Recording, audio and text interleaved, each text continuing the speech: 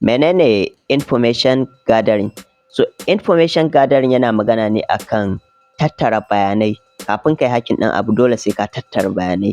Kun fahimta? So kamar ka samu emails, ka samu phone numbers, ka samu irin software da za ka yi aiki da ita da dai sauran abubuwa haka. Kun fahimta? So information gathering yana magana ne kawai akan yacce za ka yi ka tattara bayanai game da target ɗinka. Kamar kana so ka yi hacking ɗin website, me ya kamata ka fara yi? Za ka yi scanning ɗin shi, za ka yi irin who is lookup, za ka gano waye yake da kamfanin, waye register ɗin shi, za ka yi amfani da Google Document ko kuma a ce Google Doc ka gano irin wasu link na website ɗin irin contact us page, ka san yacce za ka yi dai ka yi scanning ɗin shi, ka gano wasu irin bayanai haka. Kun fahimta? So bayanan suna da yawa.